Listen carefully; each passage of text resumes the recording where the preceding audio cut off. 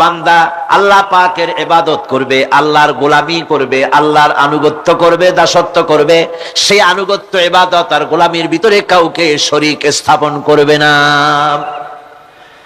বান্দার উপরে আল্লাহর হক হতেছে যেই বান্দা আল্লাহ পাকের ইবাদত করবে, গোলামি করবে, আর কোন শিরক করবে না, কিয়ামতের দিন ওই বান্দা সম্পর্কে আল্লাহর হক হবে বান্দাকে জাহান্নামের আগুন আল্লাহ পাক হারাম করে দিয়ে তার জান্নাত দিয়ে দিবেন। এটাই হলো বান্দার উপর আল্লাহ পাকের হক। সুতরাং ইবাদত হবে সলিড কার জন্য? আল্লাহ পাকের জন্য। জোরে বলেন কার জন্য? একমাত্র কেবলমাত্র শুধুমাত্র আল্লাহ পাকের জন্য গোলামি হবে। সেই গোলামির কথাটাই আমরা কোরআনে কারীমের মধ্যে সূরা ফাতিহায় প্রত্যেক দিন প্রতি রাকাতে আমরা পড়ি, ইয়্যাকা না'বুদু ওয়া ইয়্যাকা নাস্তাঈন। আল্লাহ তাআলা কেবলমাত্র তোমারই ইবাদত করি, কেবলমাত্র তোমারই দাসত্ব করি, আর কারো আনুগত্য দাসত্ব করি না। এই গোলামি, এই দাসত্ব আল্লাহ পাক আমাদেরকে করার তৌফিক দান করুন। আমরা বলি আমিন। আমাদের আল্লাহুম্মা আমিন। ربنا ظلمنا أنفسنا وإن لم تغفر لنا وترحمنا لنكونن من الخاسرين। আয় আল্লাহ তাআলা, লক্ষ লক্ষ মুসলমান নরনারী কয়েকবার দুরূদ ও সালাম পড়ে তোমার দরবারে হাত তুলেছি। মেহেরবানি করে দুরূদ ও সালাম টুকুন সোনার মদিনায় নবী পাকের রওজা মুবারকে পৌঁছে দাও। तमाम পৃথিবীর মাটির নিচে যত মুমিন মুমিনাত শুয়ে আছেন তাদের আরো আর পরে সওয়াব পৌঁছিয়ে দাও রব্বুল আলামিন। এ মাহফিলের আয়োজন যারা করেছেন আর শোনার জন্য যারা এসেছেন, কিয়ামতের দিন মুসিবতের সময় এ মাহফিল আমাদের সকলের জন্য নাজাতের ওসিলা বানিয়ে দিও আল্লাহ রব্বুল আলামিন। তোমার কোরআনের পাগল, তোমার কোরআনের আশিক বান্দারা দূর দূরান্ত থেকে, দিক দিগন্ত থেকে ছুটে এসেছে। সুদূর কুষ্টিয়া থেকে আসার পথে কোরআনের মাহফিলের কাছাকাছি এসে যে দু ভাই দুনিয়া থেকে তুমি তুলে নিলে, তাদেরকে জান্নাতুল ফিরদাউসে উঠায়া নিও মাবুদ। আর যারা আহত হয়েছেন তাদেরকে দ্রুত সুস্থতা দান করে দাও। তাদের পরিবার পরিবর্গকে তুমি তাদের জন্য সাহারা হয়ে যাও রব্বুল আলামিন। এই মাহফিলে যত জায়গা থেকে লোকেরা আসবে যাবে, পুরুষ নারী সর্বশ্রেণীর লোকেদের যাতায়াত তুমি আসান করে দিও। বাড়ি ঘরগুলি আল্লাহ তুমি দয়া করে হেফাজতে রেখো ইয়া রব। करम तू अगर करे वो बात दे जुबां को जो दिल पर असर करे। रब्बना तक़ब्बल मिन्ना इन्नका अंतस समीउल अलीम व तुब अलैना इन्नका अंतत तव्वाबुर रहीम। सुब्हान रब्बिका रब्बिल इज्जति अम्मा यसिफून व सलामुन अलल मुरसलीन अल्हम्दुलिल्लाहि रब्बिल आलामीन। আমাদের খাস মেহেরবানি যে তিনি আমাদেরকে এমন একটা কিতাব দান করেছেন, এমন এক নিয়ামত দান করেছেন যা বিশ্ববাসী অন্য কারো কাছে নাই, যা আমাদের কাছে রয়েছে। আল্লাহ পাকের কালাম অকৃত্রিম উপায়, অবিকৃত উপায় আমাদের কাছে রয়েছে এবং এটা থাকবে কিয়ামত পর্যন্ত, যার ভেতরে কোন রকমের এর উপর থেকে, নিচের থেকে, ডানের থেকে, বাঁ থেকে কোন মিথ্যে শয়তানি ওয়াসওয়াসা, কোন জিনিস, কোন ভুল এর ভিতরে প্রবেশ করতে পারবে না। আল্লাহ পাক এটাকে হেফাজত করবেন। এখন এত বড় কিতাব, এই বিশাল কিতাব যাদের কাছে আল্লাহ পাক দিলেন, তারাই তো পৃথিবীর মধ্যে সৌভাগ্যবান জাতি হওয়ার কথা, ঠিক কিনা? আজকে আমি যদি প্রশ্ন করি এই পৃথিবীর মধ্যে সর্বশ্রেষ্ঠ সৌভাগ্যবান জাতি কারা, আপনারা কি জবাব দিবেন? মুসলমান। সাথে সাথে যদি পাল্টা আরেকটা প্রশ্ন করি যে পৃথিবীর মধ্যে সবচাইতে হতভাগ্য জাতি কারা, কি জবাব দিবেন? কোরআন থাকার কারণেই হয়েছিলাম আমরা সৌভাগ্যবান, আর কোরআন থেকে দূরে সরার কারণে হয়েছি লাঞ্ছিত, পদদলিত, নিগৃহীত। একথা বাস্তব সত্য। আজকের ক্ষুধার্ত এই পৃথিবীর ক্ষুধার্ত মানবতা দারিদ্র, যুদ্ধ, সংঘর্ষ, হিংসা, বিদ্বেষ, জিঘাংসা ইত্যাদিতে ভরপুর হয়ে আছে বর্তমান পৃথিবী। এই পৃথিবীকে যদি রক্ষা করতে হয়, যদি বাঁচাতে হয়, মানবাধিকার যদি প্রতিষ্ঠিত করতে হয়, মানুষের দুয়ারে দুয়ারে যদি খাবার পৌঁছতে হয়, সাততলার গাছতলার ব্যবধান যদি দূরীভূত করে দিতে হয়, মানুষে মানুষে ভেদাভেদ যদি দূর করে সমস্ত মানুষকে এক প্ল্যাটফর্মে আনতে হয়, তাহলে এই কোরআনে কারীমের এ ছাড়া অন্য কোনো বিধান কি মানুষের হাতে আছে? আরো জোরে বলেন, আছে? নাই। এটাই চূড়ান্ত, এটাই শেষ। এ কথা সবাই জানে, এ কথা সবাই জানে, কিন্তু তারপরেও এই কোরআনের কাছে যেন কেউ না আসতে পারে, সেজন্য চলছে বড় রকমের ষড়যন্ত্র। এই ষড়যন্ত্র শুধু বহির্বিশ্বে হয়, আমাদের দেশে হয় না। সারাটা দুনিয়া জুড়ে ইহুদি, নাসারা, মুশরিক, মুরতাদ, নাস্তিক ঐক্যবদ্ধভাবে যে জিনিসটাকে বাধা দিতে চেষ্টা করে, সেটার নাম হচ্ছে আল কোরআন, সেটার নাম হচ্ছে আল ইসলাম। বাধা দেওয়ার বিভিন্ন পদ্ধতি রয়েছে, সেই সব পদ্ধতিতে তারা বাধা দিচ্ছে। কারণ কি? কারণ ছিল সমাজতন্ত্রের ধস নামার পর মানুষের বাঁচার আর কোনো পথ ছিল না। নির্যাতিত, নিগৃহীত, মজলুম জনতার বাঁচার পথ ছিল ইসলাম। সেই ইসলামের দিকে যাতে না আসতে পারে, সেজন্য প্রচেষ্টা চালানো হলো।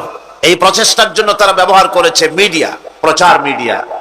সিএনএন বলেন, স্কাই ভিশন বলেন, এনবিসি বলেন, এসবিসি বলেন, ভয়েস অব আমেরিকা বলেন, বিবিসি বলেন, রয়টার বলেন, এএফপি বলেন, পিটিআই বলেন, সংবাদ মাধ্যমগুলি তারা গ্রহণ করেছে।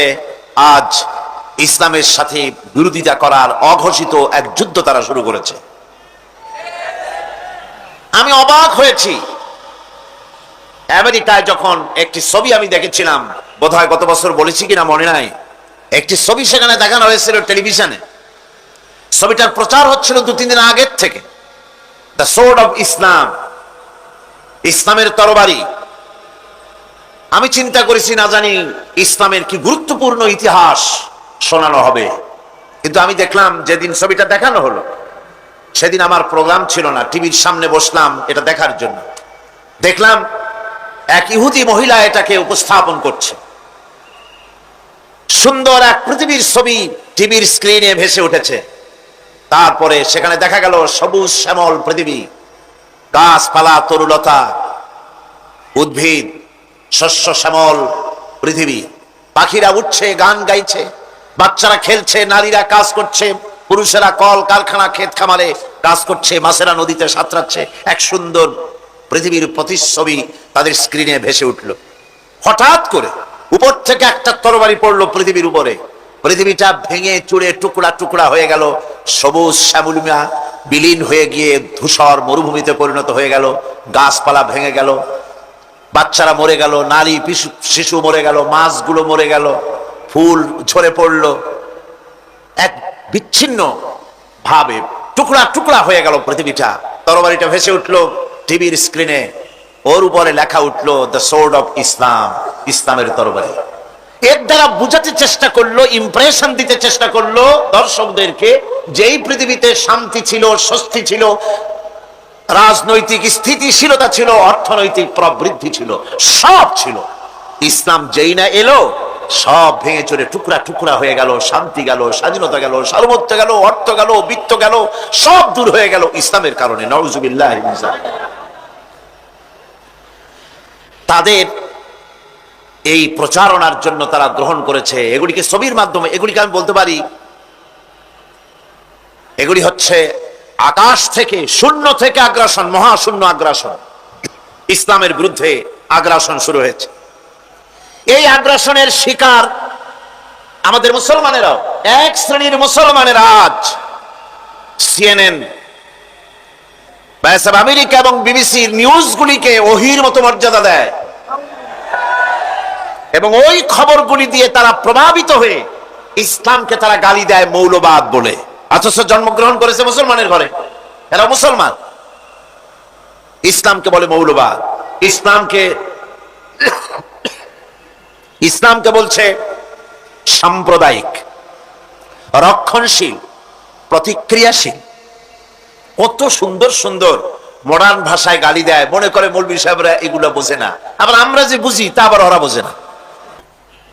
ইসলাম থেকে মানুষকে দূরে সরিয়ে রাখার কত যে প্রচেষ্টা। আজ আমার দেশের সিনেমা, নাটক, সাহিত্য, কবিতা, পত্রপত্রিকা সবগুলি আদা পানি খেয়ে কোমরে গামছা বেঁধে লেগেছে ইসলামের বিরুদ্ধে। আপনারা লক্ষ্য করবেন, স্বাধীনতার 25 বছরের রজত জয়ন্তী উদযাপন হলো, অধিকাংশ নাটকগুলি ইসলামকে আঘাত দিয়ে নাটক দেখানো হয়েছে। গানগুলি, নাটকগুলি, সিনেমাগুলি সবগুলি টার্গেট হচ্ছে ইসলাম। একটা খারাপ মানুষ দেখাতে হলে তার মাথায় টুপি থাকতে হবে, একটা দুশ্চরিত্র চেয়ারম্যান দেখাতে হলে তার মুখে দাড়ি থাকতে হবে। এভাবে করে ইসলামী আদর্শকে নস্যাৎ করে দেওয়ার জন্য সর্বাত্মক প্রচেষ্টা চালানো হচ্ছে। আমি অত্যন্ত বেদনার সাথে বলছি, বিশেষ করে সাংবাদিক বন্ধুদের উদ্দেশ্যে, মুসলমান সাংবাদিক, আলহামদুলিল্লাহ বেশ কিছু সাংবাদিকরা প্রতিদিন আসেন এবং স্থানীয় পত্রিকায় এত বড় বিশাল মাহফিলের রিপোর্ট তারা দেন, কষ্ট করে বসেন, রিপোর্ট দেন, রাত জাগেন। আল্লাহ পাক ওনাদেরকে কোরআন বোঝার, কোরআনের খাদেম হওয়ার তৌফিক দান করুন। কিন্তু এই শহরে ন্যাশনাল পত্রিকার, জাতীয় পত্রিকার সাংবাদিকরা এই শহরে বাস করেন না। সাংবাদিকরা হচ্ছেন জাতির বিবেক, মহান পেশায় নিয়োজিত। এ কোন মহান পেশা যে পেশার কারণে এত বড় বিশাল জনসমুদ্র চোখে পড়ে না? একটা নর্তকী খেমটা নাচ দিলে পরে সেখানে এসে ফটনিয়া কুল পায় না, হুমড়ি খেয়ে পড়ে। পত্রিকার প্রথম পৃষ্ঠায় আসে, আর এত বড় বিশাল মাহফিল হয়, মাহফিল চলে যায়, পত্রিকায় জায়গা পায় না। ঢাকায় পত্রিকা তারা ছাপবে কি করে যদি এখানকার সাংবাদিকগণ না পাঠান? এখানে আমার বিরুদ্ধে কি একখানা বই লিখেছেন, সেই বইটায় এত উৎসাহী হয়ে একটি পত্রিকা, নাম বলবো না, দেশের 5টা জেলা থেকে বের হয়, প্রথম পৃষ্ঠায় ব্যানার লাইন দিয়ে 3 কলম দিয়া সেটাকে ছেপেছে। 2 দিন পরে আমেরিকা থেকে আমার কাছে টেলিফোন এলো, সেখানে সবগুলি বাংলা পত্রিকায় এই নিউজ ছাপানো হয়েছে। দেখলাম সব শিয়ালের এক রাত। আজিব তামাশা, আজিব তামাশা। জাতির বিবেক, এ কি কোনো বিবেক না বিবেক শূন্য? এদের চোখ আছে না অন্ধ? এত বড় মাহফিল চোখে পড়ে না? সুবহানাল্লাহ বিহামদি। আল্লাহর কাছে কি জবাব দেবে? হতে পারে আমাকে কোনো কারণে ভালো না লাগতে পারে, বাইতুল শরীফে পীর সাহেবের কথা তো দেওয়া যায়, মাওলানা জাফরির কথা তো দেওয়া যায়, মাওলানা শামসুদ্দিনের কথা তো দেওয়া যায়। এত হিন্দু মুসলমান হয় এখানে, খ্রিস্টান মুসলমান হয়, বৌদ্ধ মুসলমান হয়, ওরা কি পাগল? সুতরাং এদের জন্য দোয়া করা ছাড়া কোনো পথ নাই। আল্লাহর কাছে দোয়া করুন, এদের রক্তের ভিতরে ইসলামের দুশ্মনী, কোরআনের দুশ্মনী, আল্লাহ যেন তাদেরকে হেদায়েত নসিব করে দেন। আরো জোরে বলেন আমিন। এর মানুষের মধ্যে ইমানের আকর্ষণ থাকতে হবে, কোরআনের মহব্বত থাকতে হবে, সে মহব্বতের বহিঃপ্রকাশ হতে হবে। সাংবাদিকতা কি? আপনি যেটাকে পছন্দ করেন সেইটা আপনি দেবেন, যেটা পছন্দ করবেন না এর নাম গণতন্ত্র নয়, এর নাম সাংবাদিকতা নয়। সকলের খবর জাগা করে দিবেন, এটার নামই তো সাংবাদিকতা, ঠিক কিনা গণ?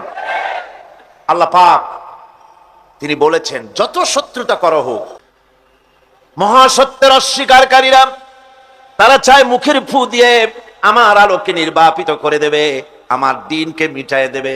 আল্লাহ পাক বলেন, আমি আমার দ্বীনকে পূর্ণতা দান করব, তাতে কাফির বেঈমানদের মনের মধ্যে যত জ্বালা যন্ত্রণা হোক না কেন, এদের মনে যত জ্বালা হোক, যন্ত্রণা হোক, তারপরেও হাজারো অপপ্রচার করে ভ্রান্ত তাফসীরের বদনাম এই ধরনের কথা বলে আল্লাহর কোরআনের পাগলদেরকে কোরআন থেকে সরানো যাবে না।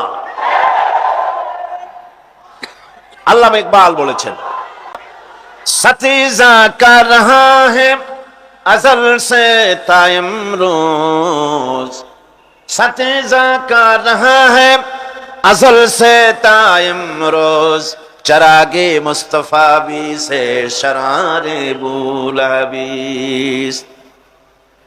মুস্তাফা সাল্লাল্লাহু আলাইহি সাল্লামের টিম টিম করে জ্বলা চারাগের সঙ্গে বিরোধিতা করে আসছে আবু জেহেল, আবু লাহাবরা, শিয়াবাহমান কাল থেকে। ওরা যতই ফুদিক, ওরা নিভাবার জন্য যতই চেষ্টা করুক, কোরআনের আলো, মুস্তাফা সাল্লাল্লাহু আলাইহি সাল্লামের চিরাগ, কোরআনের নূর জ্বলতেই থাকবে, জ্বলছে, জ্বলবে ইলা ইয়াউমিল কিয়ামত, কিয়ামত পর্যন্ত। নিভাতে যারা আসবে ওরা জ্বলে পুড়ে ভস্ম হয়ে যাবে, কোরআনের কিছুই করতে পারবে না। আমাদেরকে বুঝতে হবে, আমাদেরকে বুঝতে হবে আমাদের নাজাতের পথ হচ্ছে কোরআন, নাজাতের পথ ইসলাম।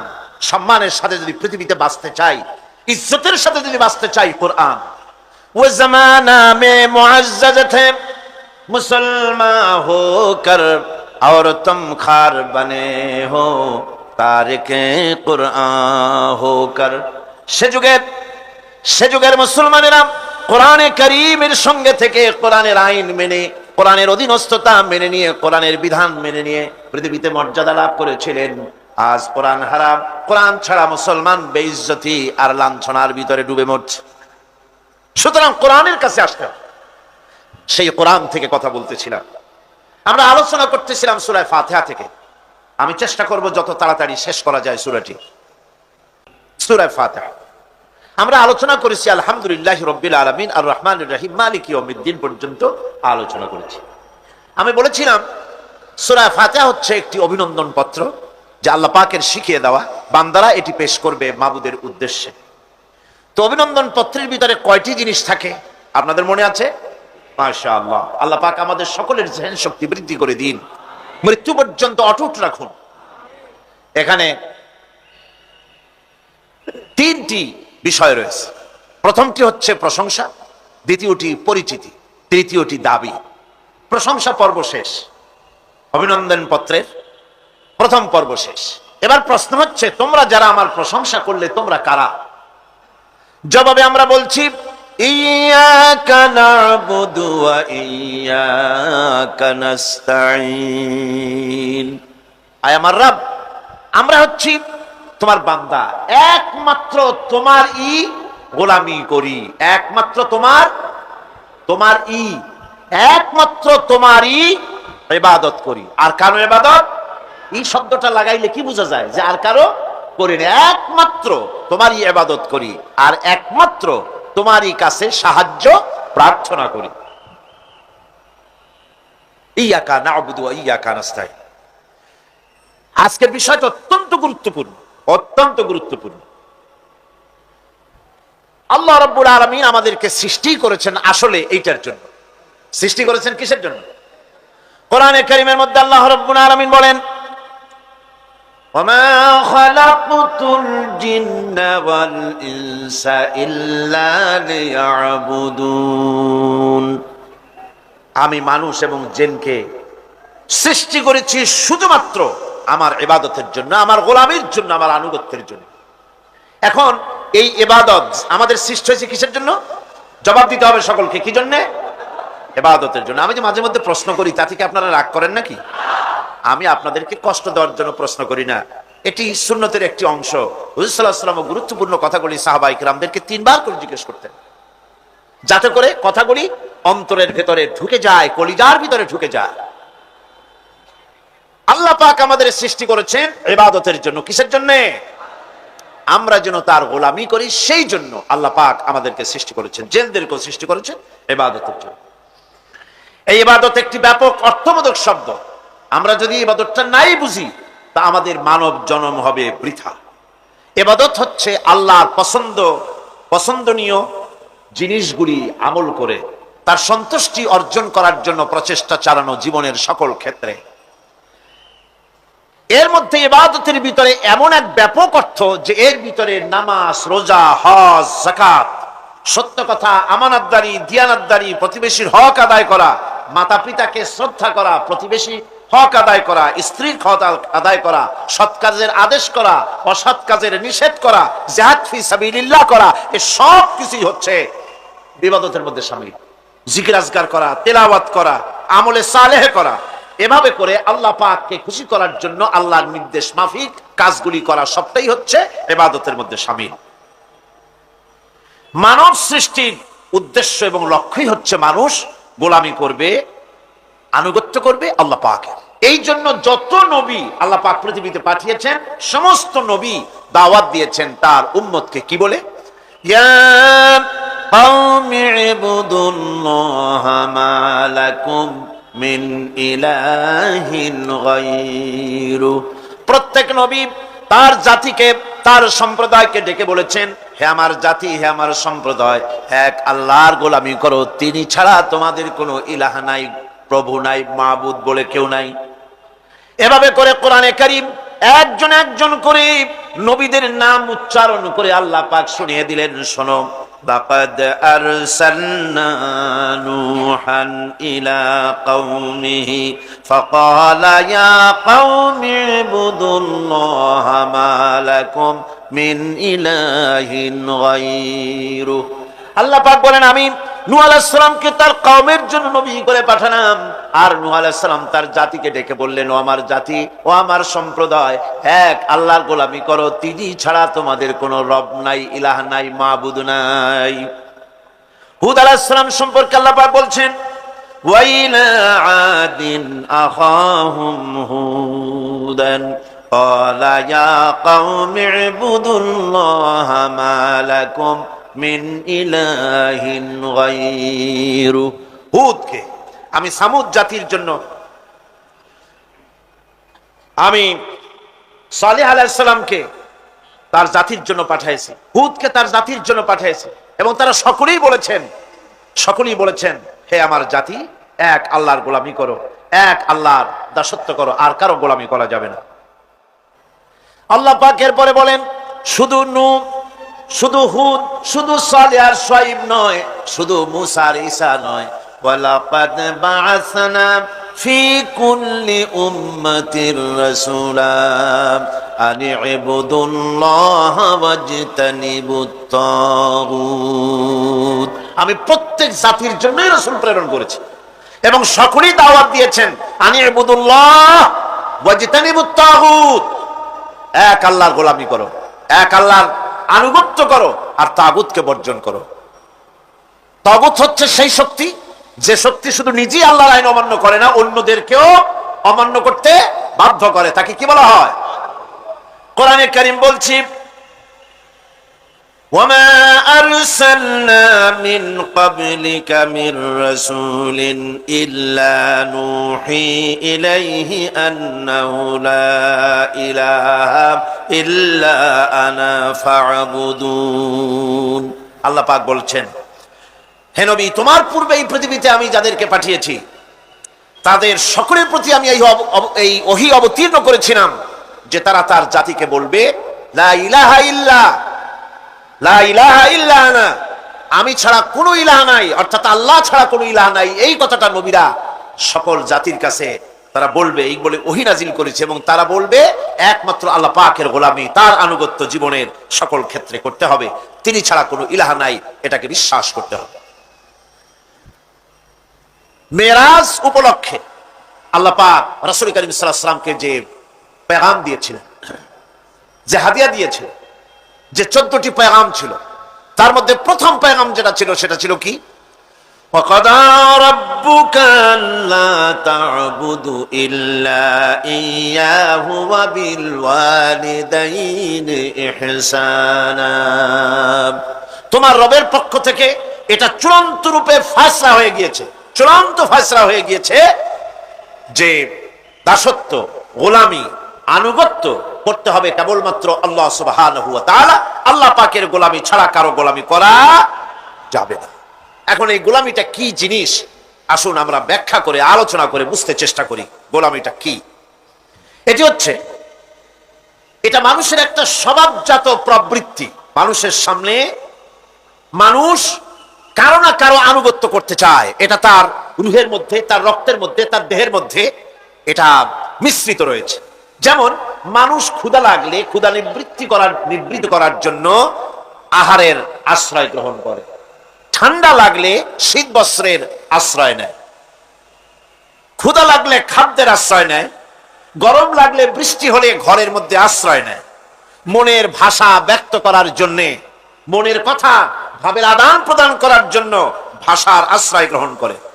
ঠিক এগুলি যেমন তার সহজাত প্রবৃত্তি, ঠিক অনুরূপ ভাবে উপাসনার প্রেরণা তার মধ্যে স্বাভাবিকভাবেই উপাসনার প্রেরণা তার মধ্যে ঢুকিয়ে দেওয়া রয়েছে। কারো না কারো সামনে তার মাথা নত করা এটি একটি স্বাভাবিক প্রেরণা। ইবাদতের ধারণা প্রকৃতপক্ষে এটি একটি ব্যাপক ধারণা।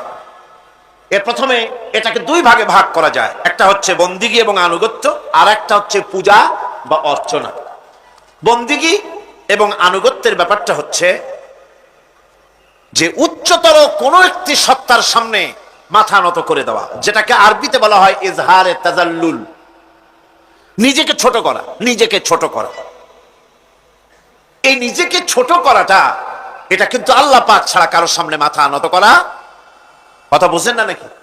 আল্লাহ ছাড়া কারোর সামনে মাথা নত করা যাবে না। আমি যখন পার্লামেন্টে ঢুকলাম সর্বপ্রথম, জীবনে তো আর যাই নাই কোনোদিন, ঢুকলাম, ঢুকে দেখি অধিকাংশ লোক ঢুকছেন রুকুর হালতে আর বেরোচ্ছেন রুকুর হালতে। কারণটা কি আমি বুঝলাম না, বিষয়টা কি, এরকম করে কেন? পরে একজনকে জিজ্ঞেস করলাম যে বিষয়টা কি।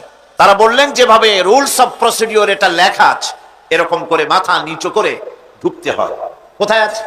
আমি রুলস অফ প্রসিডিওর নিলাম, দেখলাম তার ভিতরে সত্যি সত্যি লেখা আছে article number 263 rules of procedure, যে বই দিয়ে, যে বিধান দিয়ে সংসদ চলে, এর ভিতরে পরিষ্কার ভাবে লেখা রয়েছে সংসদ সদস্যগণ এই হাউসের ভিতরে প্রবেশ করাকালীন এবং বহির্গমনকালীন স্পিকারকে সম্মান জানাবার জন্য মাথা নিচু করে ঢুকবেন আর বেরোবেন। আমি বিষয়টা জেনে নিলাম, এবং কথা, পার্লামেন্ট এমন একটা জায়গা যেখানে কথা বলতে চাইলেই বলা যায় না। অনেকে মনে করে তাদের এমপিরা খালি বসে থাকে, কথা কয় না কেন? কারণ কথা বলতে জানা লাগবে, বিধি জানতে হবে। ওখানে দাঁড়ালেই জিজ্ঞেস করে কোন বিধিতে কথা বলবে, এবং বিধি যদি জানা না থাকে তাহলে আহাম্মকের মতো খাড়ায় থাকতে হবে। তা আমি বিধি জানতে চেষ্টা করলাম।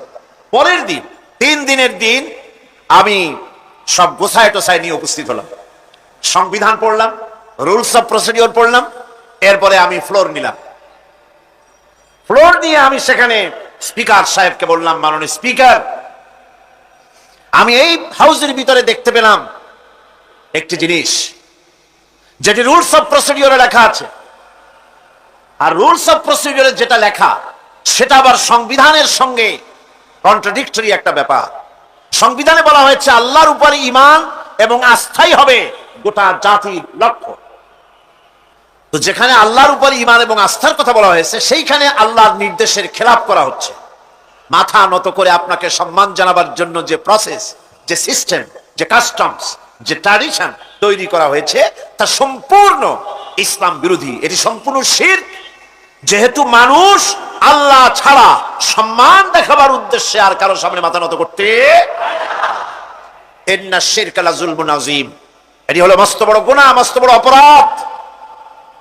আমি বললাম, রাসূল কারীম সাল্লাল্লাহু আলাইহি ওয়াসাল্লাম বলেছেন, তোমাকে যদি কেটে টুকরা টুকরা করে ফেলানো হয়, অথবা তোমাকে যদি জ্বালিয়ে পুড়িয়ে ভস্ম করা হয়, তবুও তুমি শিরক করতে পারবে না। সুতরাং এই সংসদে যেটা হচ্ছে এটা সম্পূর্ণ শিরক, এটা কবিরা গুনাহ, এটা হারাম। এটাকে রুলস অফ প্রসিডিওর থেকে উঠিয়ে দেওয়ার জন্য, এটা বন্ধ করার জন্য আপনার প্রতি আমি আবেদন জানাচ্ছি।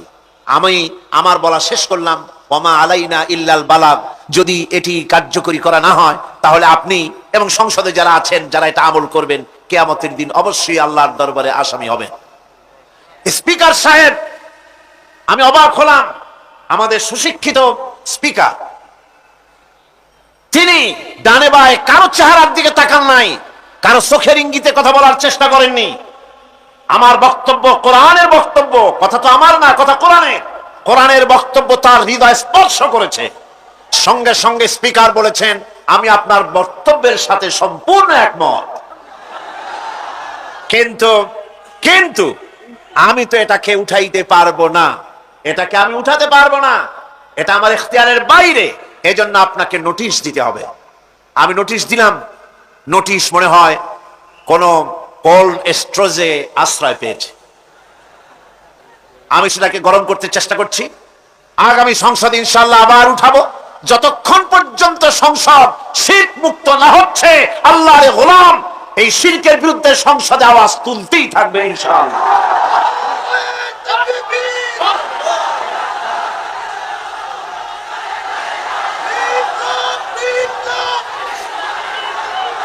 সুতরাং আজ ইজহার তাদাল্লুল, ইজহারে তাদাল্লুল, মানুষ নিজেকে ছোট করবে কেবলমাত্র আল্লাহর কাছে। কার কাছে? আল্লাহ ছাড়া কারো সামনে মানুষ মাথা নত করতে পারবে না। এমনকি আমার দেশের কোর্টগুলিতে জজ সাহেবদেরকে বলা হয় মিলর্ড, আমার প্রভু। ব্রিটিশের শেখানো কথা, কোন মুসলমান উকিলের এমন কথা বলা উচিত নয়, জায়েজ নয়, হারাম। এ ধরনের কাস্টমস, এ ধরনের ট্র্যাডিশন উৎখাত করা উচিত। মাননীয় স্পিকার, মাননীয় জজ সাহেব, সম্মানিত জজ সাহেব এভাবে বলতে পারে, কিন্তু আমার প্রভু, প্রভু তো মুসলমানের একজন। প্রভু কয়জন? তার নাম কি? এই 4-5 জনে কইলেন আল্লাহ। আল্লাহর নাম নিতে দুঃখ লাগে, ভয় করে, লজ্জা করে, চিল্লায় কোন প্রভু কে? আল্লাহ সুবহানাহু ওয়া তাআলা। সুতরাং তার সামনে মাথা নত করতে হবে। এখন বন্দিগি বা আনুগত্য, আমি এই জিনিসটা একটা দৃষ্টান্তের মাঝে আপনাদের সামনে পেশ করতে চাই। খুবই গুরুত্বপূর্ণ বিষয়, আপনারা শুনলে আশা করি আল্লাহ পাক আমাদেরকে ফায়দা দান করবেন। আমি দোয়া চাই এই গুরুত্বপূর্ণ বিষয়টি যেন গুছিয়ে আপনাদের সামনে পেশ করতে পারি, আল্লাহ পাক যেন তৌফিক দান করেন। বন্দিগি বা আনুগত্য, এই আনুগত্যটার একটা দৃষ্টান্ত এভাবে দেওয়া যায়, যেমন চাকর মনিবের আনুগত্য করে। চাকর কার আনুগত্য করে? মনিবের। মনিব যা বলে চাকর সেগুলিকে মান্য করে। এটাকে আরেকটু বড় করে যদি দেখতে চান তাহলে এভাবে বলা যায়, জনগণ, একটা দেশের জনগণ সরকারের আনুগত্য করে। সরকার যা বলে সরকারের আনুগত্য করে। মানুষ তার নিজের অজান্তেও কোর্টে, কাছারিতে, আদালতে, রাস্তায়, নৌকায়, স্টিমারে, প্লেনে, শিক্ষাঙ্গনে, সর্বত্র একটি দেশের জনগণ একটা সরকারের আইন নিজের অজান্তেই মেশিনের মতো পালন করে চলে, ঠিক কিনা? এই দৃষ্টিতে যে পরিমাণ লোক কোন সরকারের কর্তৃত্ব সীমায় বাস করে এবং তার আইনের অনুবর্তন করে, তাদের সম্পর্কে আমরা বলতে পারি জনগণ অমুক সরকারের আনুগত্য করছে। আর এটাকে যদি আরবিতে বলেন তাহলে বলা যায় এভাবে, জনগণ অমুক সরকারের ইবাদত করছে, আনুগত্য করছে, দাসত্ব করছে, গোলামি করছে। এবার এই ধারণাটিকে আরো একটু প্রশস্ত করে দিন, তাহলে আপনি দেখতে পাবেন, প্রথমে বললাম মনিবার চাকর, তারপর বললাম জনগণ আর সরকার। এবার এই দৃষ্টিকে আরো প্রশস্ত করে দিয়ে বিশ্বের দিকে তাকান, মহা শূন্যের দিকে তাকান। গাছপালা, তরু লতা, কীট পতঙ্গ সব যেন কারো আইন মেনে চলছেই তো মনে হয়, নাকি কন? এবার শুনুন আল্লাহ পাক কি বলছে। আল্লাহ রাব্বুল আলামিন বলেন, আফাগাইরা দীনিল্লাহি ইয়াবগুন ওয়ালাহু আসলামা মান ফিস সামাওয়াতি ওয়াল আরদি তাওআন ওয়া কারহা। আফাগাইরা দীনিল্লাহি ইয়াবগুন, তোমরা কি আমার দেওয়া জীবন ব্যবস্থাকে ছেড়ে দিয়ে অন্যের তৈরি করা কোন ব্যবস্থা তালাশ করো? ওয়ালাহু আসলামা মান ফিস সামাওয়াতি ওয়াল আরদ, অথচ আকাশে যা আছে, জমিনে যা আছে, সব কিছু আনুগত্যের মস্তক আমার সামনে মাথা নত করে দিয়েছে। সুবহানাল্লাহি ওয়া বিহামদিহি, ঠিক কি না? একটি ধূলি কণা থেকে শুরু করে নক্ষত্র লোক অবধি যা কিছু আমরা দেখতে পাই, যা দেখি না, সব হুকুম মানে কার? এই আইনের বৃদ্ধাচরণ করার ক্ষমতা কারো নাই। এটাকে বলা যায় গোটা বিশ্ব চরাচর আনুগত্য করছে, গোলামি করছে, ইবাদত করছে। কার করছে? আল্লাহ পাকের। এটাকে ইংরেজিতে বলা হয় ল অফ নেচার, এটাকে আরবিতে বলা হয় কানুনে ফিতরত, এটাকে বাংলায় বলা হয় প্রকৃতির আইন। এই আইনকে লঙ্ঘন করার ক্ষমতা কারো না। বন্ধুগণ,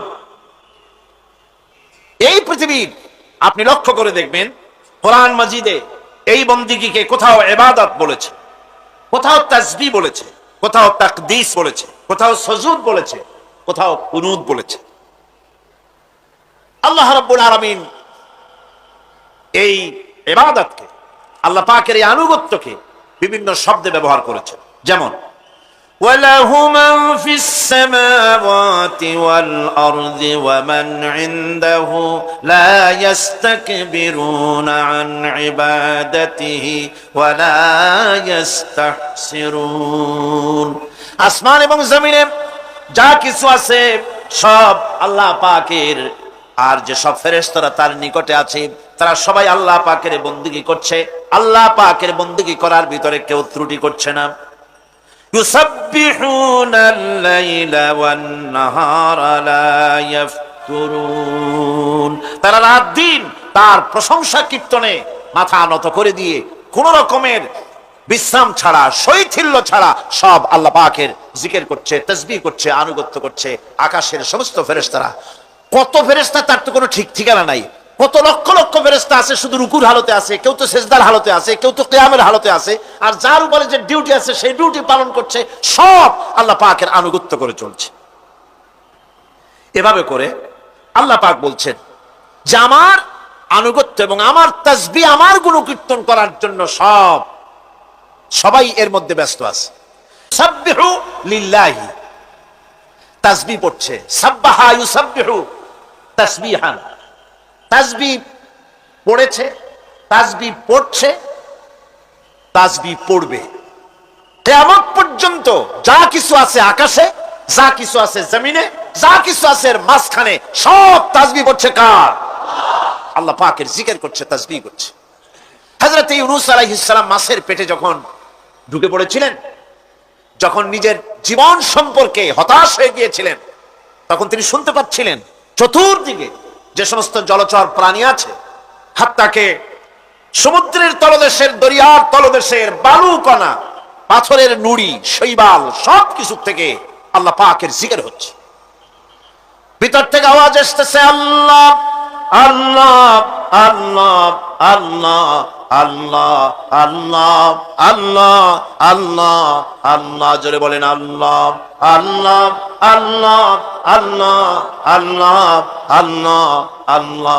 হযরত ইউনূস আলাইহিস সালাম তখন বললেন লা ইলাহা ইল্লা আনতা সুবহানাকা ইন্নী কুনতু মিনাজ জালিমিন। বলেন লা ইলাহা ইল্লা আনতা, তুমি ছাড়া কোনো ইলাহ নাই, আমি তোমার প্রশংসা করছি, আমি তোমার পবিত্রতা ঘোষণা করছি, আমি নিজের উপর জুলম করেছি। গাছপালা, তরুলতা সব তাসবিহ পড়ছে, জিকির করছে কার?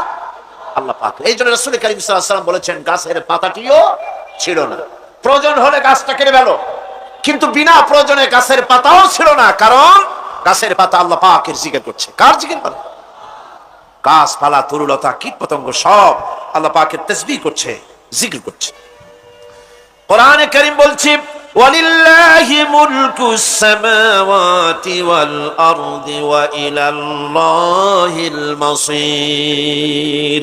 আকাশ মণ্ডল এবং জমিনের বাদশাহী আল্লাহ পাকের, এবং তারই কাছে আমাদের সকলকে ফিরে যেতে হবে। মালিক হচ্ছেন তিনি। আর তার তাসবিহ আকাশ জমিন, যা দেখতে পাই, যা দেখতে পাই না, এর মধ্যস্থিত যা কিছু আছে সব কিছুই আল্লাহ পাকের তাসবিহ গুণকীর্তনে সব নিরত আছে।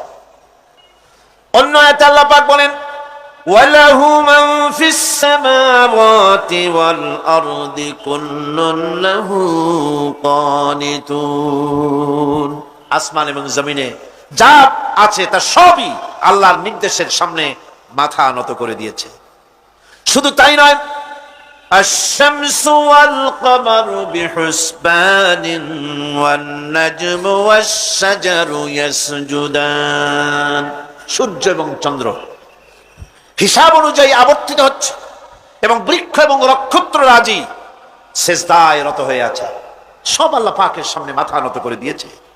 এই ইবাদত, তাসবিহ, আজ্ঞা অনুবর্তিতা, নিয়মানুবর্তিতা, সচেতনতা, সকল কিছু সকলেই মিলে আল্লাহ পাকের একটি ধূলিকণা থেকে শুরু করে পাহাড় পর্বত পর্যন্ত সব আল্লাহর নিয়ম কানুন মেনেই চলছে।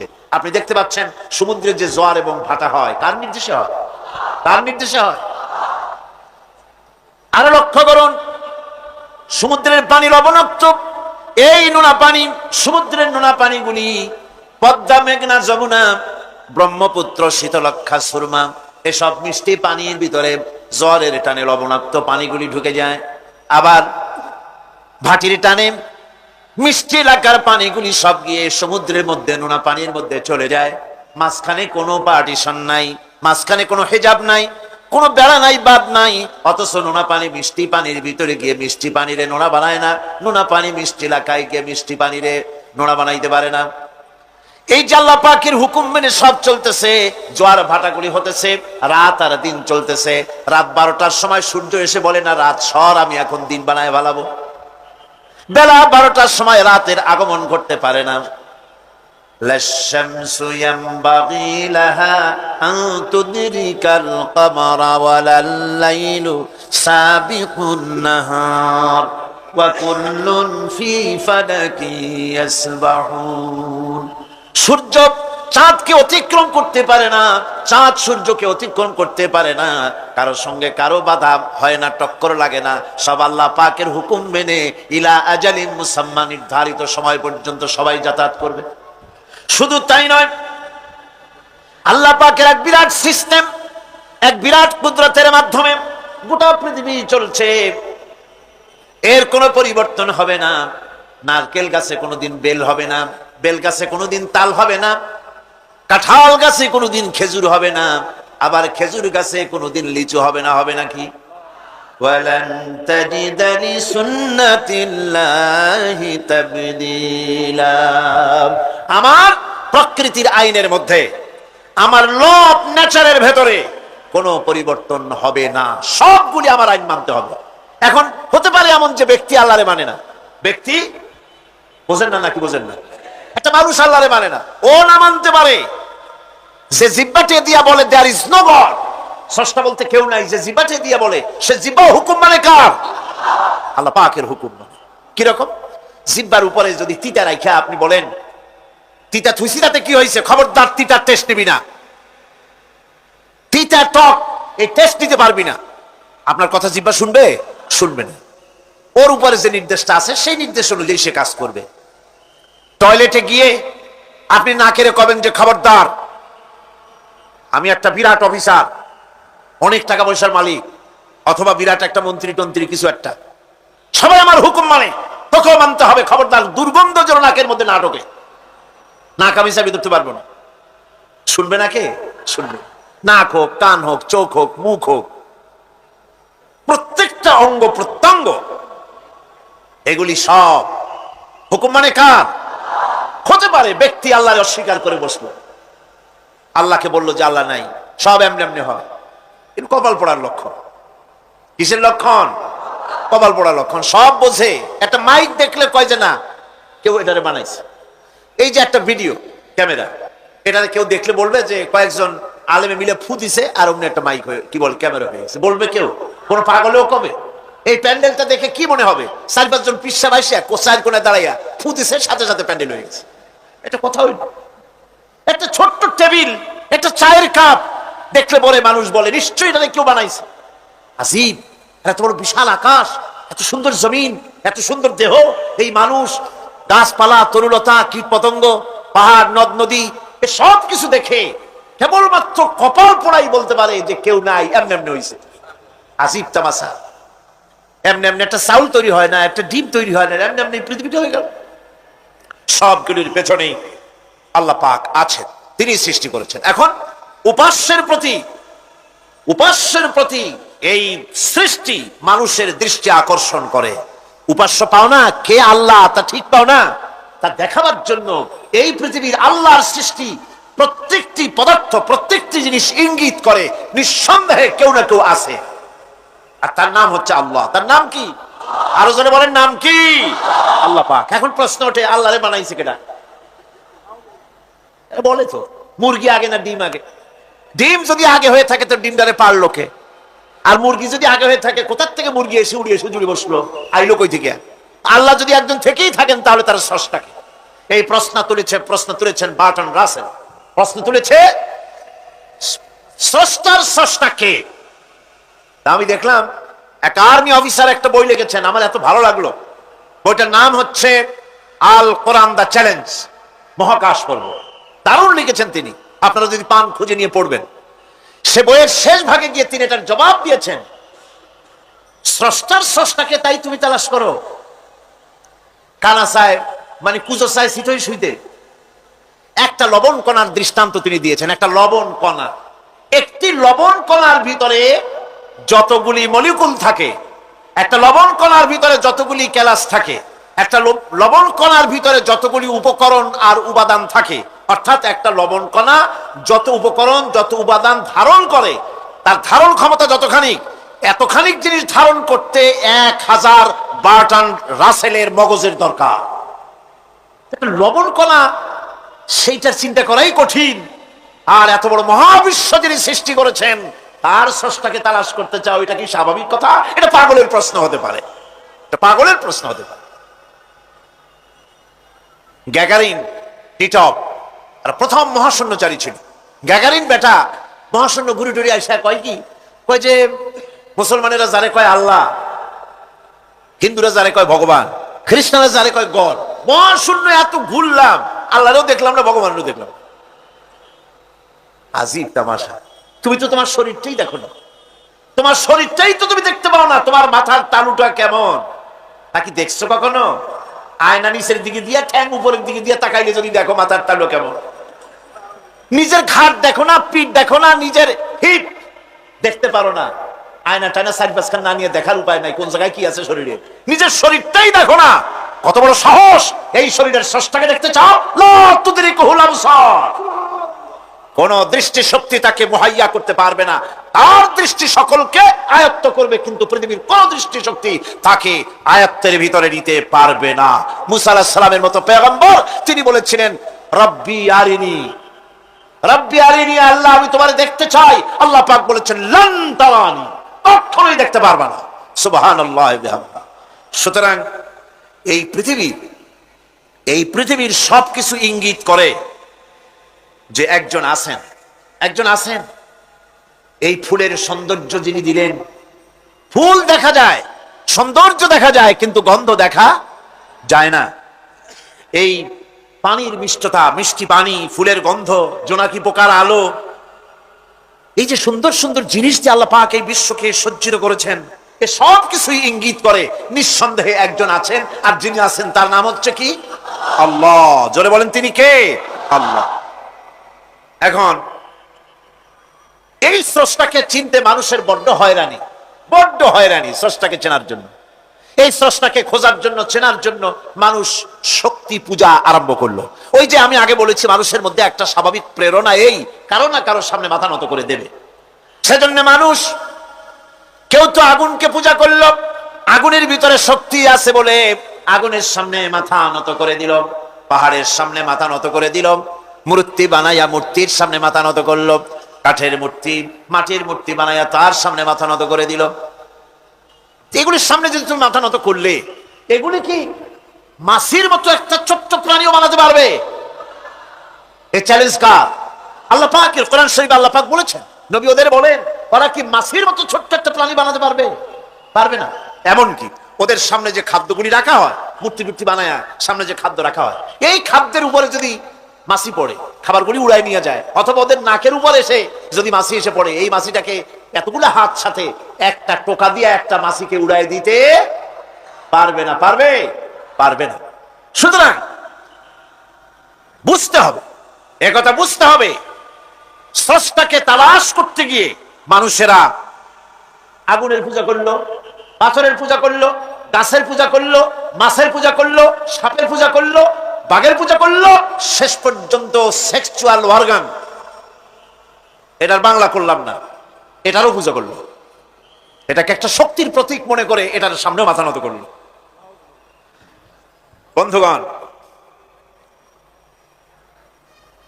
মাটির পূজা করলো, জমিনকে নিজের মা মনে করে এটার পূজা করলো।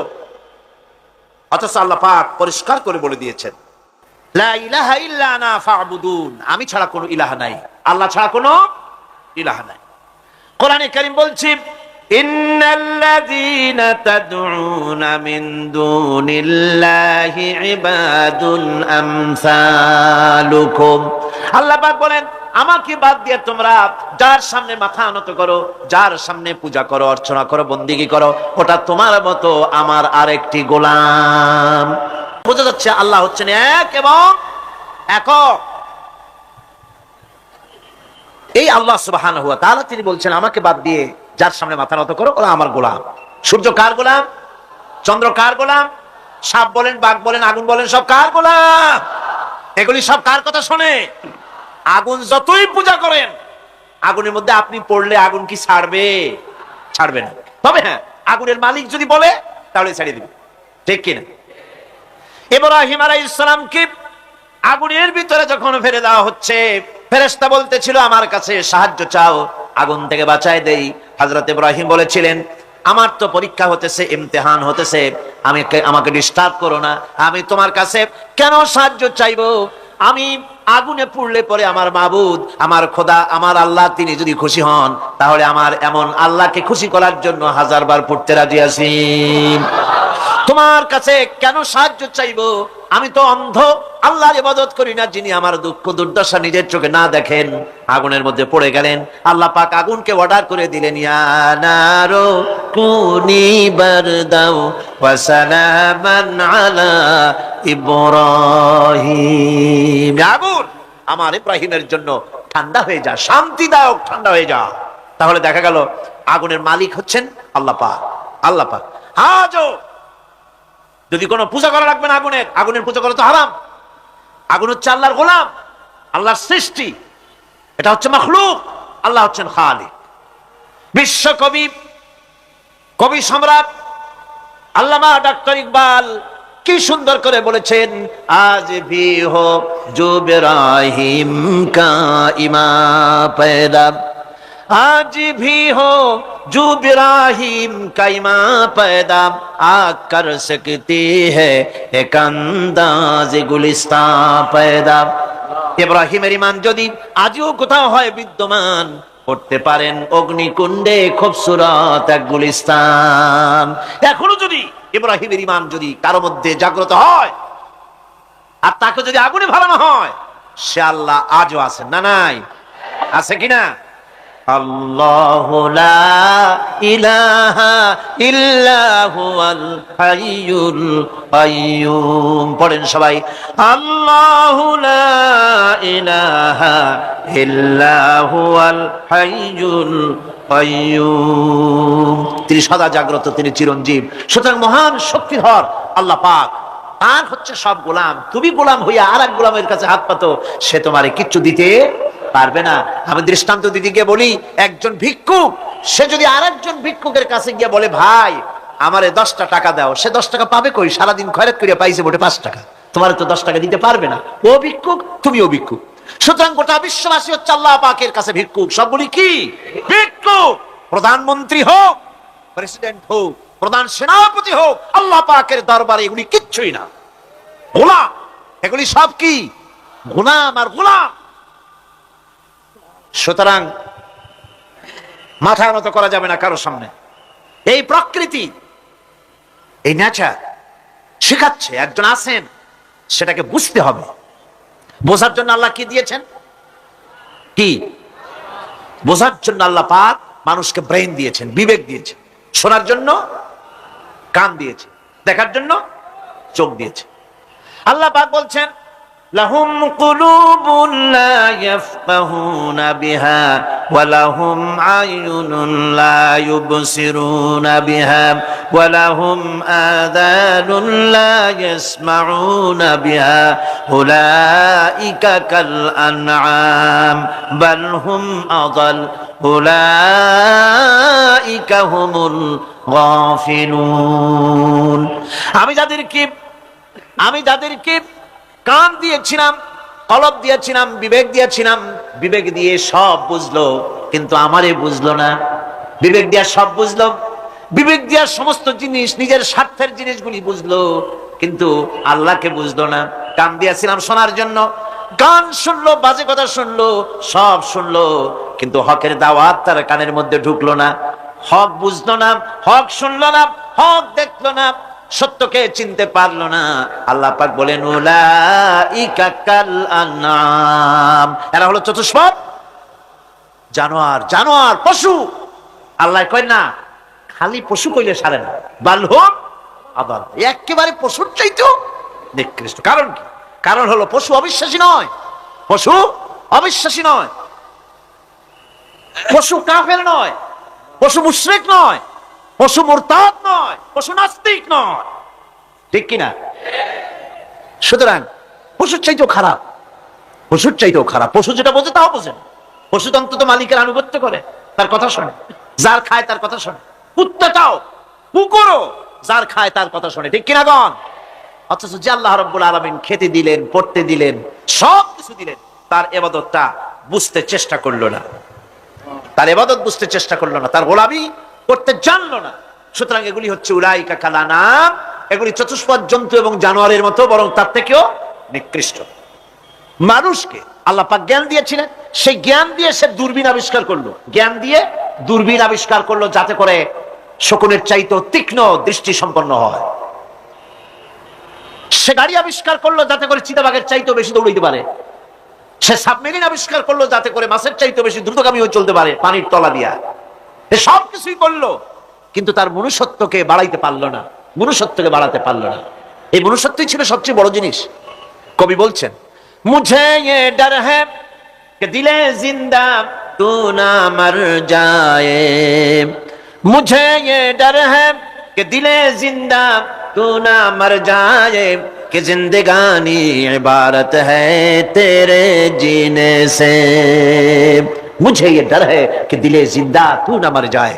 আমার এই ভয় হয়, হে আমার জীবন্ত আত্মা, তোর না অপমৃত্যু হয়ে যায়, কারণ তোর যদি অপমৃত্যু হয় তাহলে আমার তো বেঁচে থাকার কোনো লাভ নাই। আমরা তো আমাদের আত্মা, জীবিত আত্মাকে মেরে ফেলছি, জীবিত আত্মাকে মেরে ফেলছি, আত্মাকে বিকশিত করছি না। আত্মাকে বিকশিত করতে হবে। এই আত্মা বিকশিত হবে কিভাবে? সব জিনিসের খাবার আল্লাহ পাক এই জমিনে তৈরি করেছেন, ঠিক কিনা কর? সকলের খাবার এই জমিনে। মানুষ যেহেতু তৈরি হয়েছে এই মাটি দিয়ে, সেই জন্য আল্লাহ রাব্বুল আলামিন মানুষের খাবার মাটি দিয়ে তৈরি করে দিয়েছেন। কলা দিয়েছেন, কচু দিয়েছেন, আলু দিয়েছেন, মূলা দিয়েছেন, তাল দিয়েছেন, বেল দিয়েছেন, মাছ দিয়েছেন, তরকারি দিয়েছেন, পনির দিয়েছেন, দুধ দিয়েছেন, গোশত দিয়েছেন। খাবারের কোনো অভাব রাখে নাই, সব মাটি দিয়েছে। কিন্তু যেই রুহটা আমাদের ভিতরে, যে আত্মাটা আমাদের মধ্যে, যে আত্মা থাকলে পরে বাঁচি, আত্মা না থাকলে পরে মরে যাই, সেই রুহের খাবার আমরা কেউ দিতেছি না। রুহটা কি? আল্লাহ পাক বলছেন, নবী আপনাকে প্রশ্ন করা হয়, ওয়ায়াসআলুনাকা আনির রূহ কুলির রূহু মিন আমরি রাব্বি। নবী হে, প্রশ্ন করা হয় রূহ কি জিনিস? এর জবাব হচ্ছে, এই বলে দিন, রূহ হচ্ছে আল্লাহর একটু অর্ডার, একটু হুকুম তোমার ভিতরে কাজ করছে। ওই রূহেরও কিছু খাবার আছে, ওই রূহেরও কিছু খাবার আছে। সেই রূহকে খাবার জমিনে তৈরি হবে না। রূহ গোশত খাবে না, পনির খাবে না, দুধ খাবে না, সর খাবে না, ফল খাবে না, কি খাবে? রুহের খাবার। যেহেতু রুহ এই পৃথিবীতে তৈরি হয় নাই, রুহ এসেছে আলমে আরওয়াহ থেকে, সেজন্য রব্বুল আলামিন রুহের খাবার পাঠিয়েছেন লৌহ মাহফুজ থেকে। আল্লাহ পাক কোরআনে কারীমকে রুহের খোরাক করে পাঠিয়েছেন। রুহকে যদি বাঁচাতে চান তাহলে তার একমাত্র খাদ্য হতেছে তেলাওয়াতে কোরআন, তেলাওয়াতে কোরআন। যত তেলাওয়াত করবেন ততই মজা লাগবে। সুবহানাল্লাহ, কোন সুবহানাল্লাহ। একটু হারাম শরীফ থেকে বেলায় আসেন। টাকা পয়সা যাদের আছে তাদের বলছি, পয়সা করি যাদের আছে, সিঙ্গাপুর বেড়ায়। আর সিঙ্গাপুর বেড়ায় করবা কি? মার্কেটিং ছাড়া আর কিছুই নেই।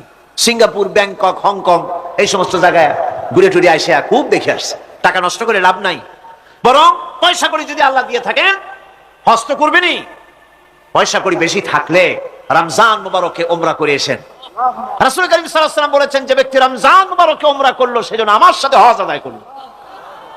কেন বলছি? এই জন্য বললাম, আল্লাহ পাক আমাকে কয়েকবার নসিব করেছেন। সেখানে যখন রমজান মুবারকে যখন তেলাওয়াত হতে থাকে তারাবিহের ভেতরে, মনে হচ্ছে যেন আকাশ থেকে ওহী নাজিল হতেছে। মানুষের চোখের পানি, নাকের পানি একাকার হয়ে যায় হারাম শরীফের ভিতরে। সেখানে তো মুনাজাত সারা বছর মুনাজাত হয় না, মুনাজাত হয় রমজান মুবারকে বেতেরের নামাজের ভিতরে। বেতেরের নামাজের ভিতরে ইমাম সাহেব হাত তুলে মুনাজাত করেন। অন্তত 8 থেকে 10 লক্ষ মানুষ হজের মৌসুমের মতো কাঁদতে কাঁদতে পাগল হয়ে যায়। কোরআন কি মজা! কোরআন হচ্ছে রুহের খাবার। আমরা তো রুহের খাওয়াই না। ঘোড়ার উপরে চড়ি, গাধার উপরে চড়ি, ঘোড়ারে গাধারে জন্মের মতো মুঠি খাইতে দেই না, নিজে খাই জন্মের মতো। খাইয়া ঘোড়ারে খাইতে দেওয়া হয় না, গাধারে খাইতে দেওয়া হয় না। ফলে ওর উপরে যখন সওয়ার হয় তখন ঘোড়া গাধা না খাইতে খাইতে একদিন 4 ঠ্যাং 4 দিকে দিয়া জায়গায় সিটে মরা ছাড়ার কোনো পথ থাকে না। আমাদের মানুষেরা খায় কি? সুবহানাল্লাহ। এই যে শবে বরাত আসতেছে, কি যে খাবে, দিশা আগের থেকে লিস্ট তৈরি হয়ে যায় কতটা আইটেম তৈরি করা হবে। রমজান মাসে আল্লাহ একটু কম টম মান্দায় খাবে, একটা রমজান মাস আল্লাহ দিলেন। সেই রোজার মাসে যে সারাদিন খায় না, এটাকে উসুল করে ইফতারের সময় সে যে কত খাবার, চোখ সানাবড়া হয়ে যাবে দেখুন। পেঁয়াজি, বেগুনি, হালিম, শরবত, তরমুজ, বেল, কলা, কচু, না কি খাইতে খাইতে মাগরিবের রক্ত শেষ। কয় ভাই নামাজটা কোন রকম পড়ে আসি, তারপরে খাবো না। আবার গেল নামাজ পড়তে, আবার এসে খাইলো, খাইয়া তারপরে আবার ভাত খাইলো। কেমনি যে খায় আল্লাহ জানে, গলায় আঙ্গুল দিলে পাওয়া যায়। এরকম খাইয়া তারপরে তারাবি পড়তে দাঁড়ায় না, জনমের মতো খাইলে পরে তো অলস হবে শরীর। তারাবি পড়তে দাঁড়াইছে, লম্বা কেরাত হচ্ছে, উনি রুকুতে আছে, ইমাম সেজদায় চলে গেছে, ওনার খবর নাই। অথবা উনি সেজদায় পড়ে আছেন, ইমাম কোথায় উঠে গেছে তার খবর নাই। সুবহানাল্লাহ। সুতরাং নিজে খাইয়া পেটটারে দুম্বার মতো সাইজ বানায় কোনো লাভ নাই। পেট বড় বানাবেন না, সিনা বড় বানান। সিনা বড় বানান, সিনার ভিতরে কোরআন ধারণ করেন, মজা পাবেন। এই আল্লাহ রাব্বুল আলামিন এত বড় নিয়ামত, এই কোরআন, এর থেকে বড় নিয়ামত পৃথিবীতে আর নাই। শ্রেষ্ঠ নিয়ামত, এর থেকে বড় নিয়ামত আছে ভাই?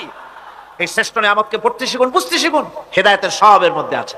সুতরাং আল্লাহ রাব্বুল আলামিন মনুষ্যত্বকে, আত্মাকে বিকাশ করার জন্য কোরআনে কারীম দিয়েছিলেন। মানুষ এই জ্ঞান দিয়ে আবিষ্কারের পিছনে চলে গেল। হ্যাঁ, আবিষ্কার দরকার আছে, মোটেই আমি এটাকে অস্বীকার করি না, সব দরকার। কিন্তু সেই সাথে আল্লাহ পাকের সাথে যে সম্পর্কটা থাকা দরকার ছিল, সেই সম্পর্ক থেকে মানুষ নিজেকে বিচ্ছিন্ন করেছে। কোরআনে কারীমে আল্লাহ পাক বলছেন, লাকাদ খালাকনাল ইনসানা ফি আহসানি তাকওয়িম। সব থেকে সুন্দর করে বানিয়েছি কারে? মানুষ। চিল্লা এখন কারে? মানুষ হলো সবচাইতে সুন্দর, সবচাইতে সুন্দর সৃষ্টি আমার। ওগুলা, এই মানুষগুলি হচ্ছে আশরাফুল মখলুকাত। মানুষ কি মখলুকাত? সৃষ্টির সেরা।